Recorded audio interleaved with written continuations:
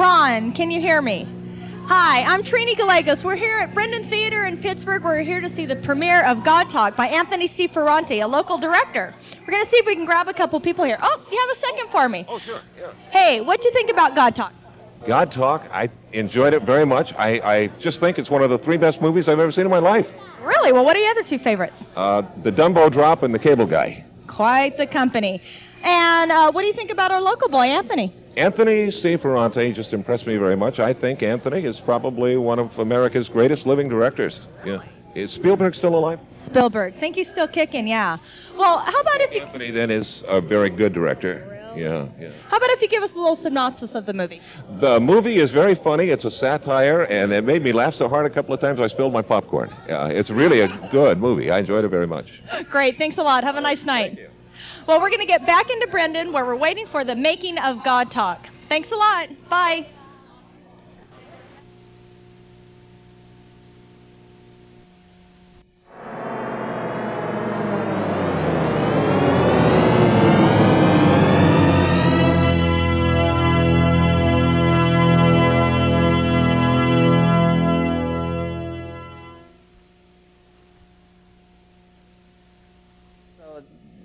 So here's the problem about having someone on set videotaping. Throughout the entire production, you're like having catastrophes, and you have someone running around shooting, and you have no idea what's going to end up in that person's hands. So, yeah, let's have a look at some of those nightmarish sequences where everybody's screaming and killing each other behind the scenes. So, here we go, the making of God Talk, the movie.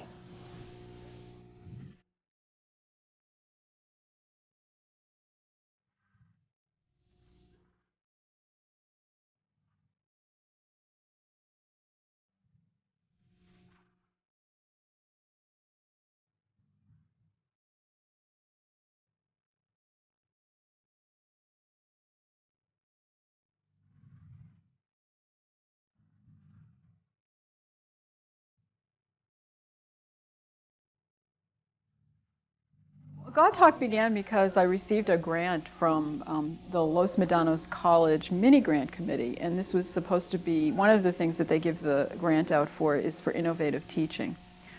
So one of my ideas was that we take a student script and we turn it into a short film.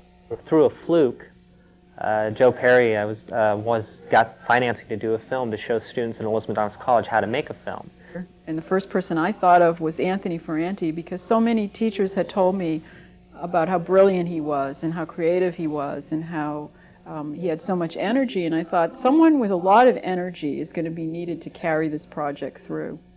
And she thought of me because I had done this stuff before, and said, "Do you want to do it?" And I go, "Yes." At first, real excited because he thought that I had said that the grant was for $14,000, but I'm sorry, Anthony, it wasn't.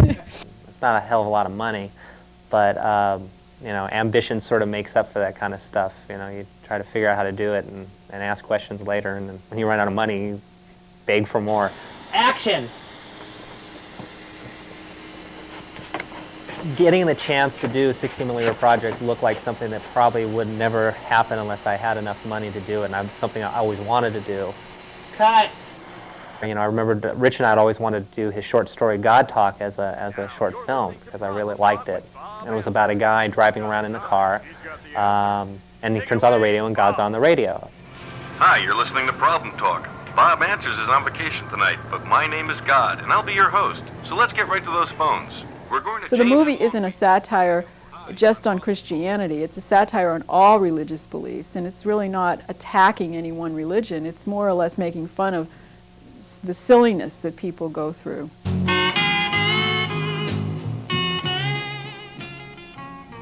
I'd never been involved in anything like that before, so I volunteered to help. And basically this was being a gopher, which that was fine with me. Anthony Ferrante, the director, was absolutely wonderful.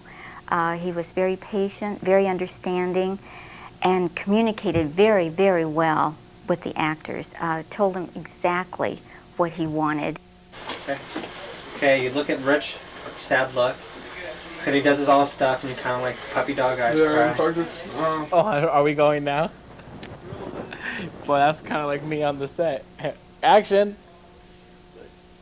Action! Oh, I'm sorry. Did you say action?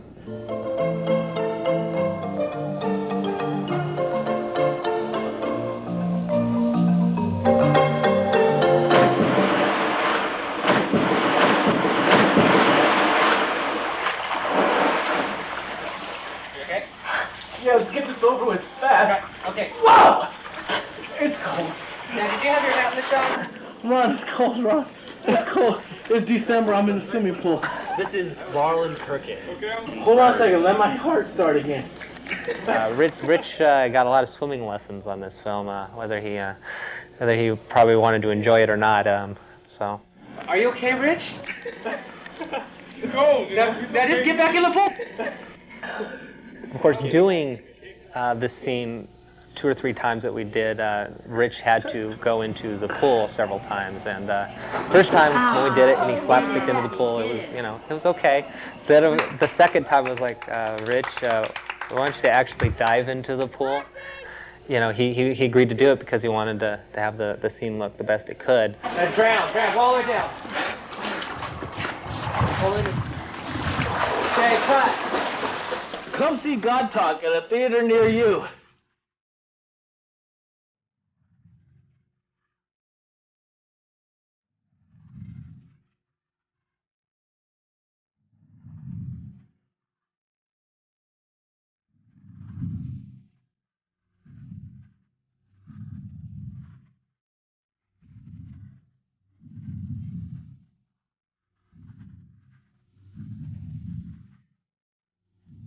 It's interesting because this is how this project sort of pulled together different people from all over Northern California. Artie Gilbert and I had been in a screenwriting class, Will Sacklow's screenwriting class in Marin. And when I read the script, I thought, wow, he might be really good for this part. And I knew he had been into acting. I'm in LA now. Oh, really? Yeah. This man is psycho.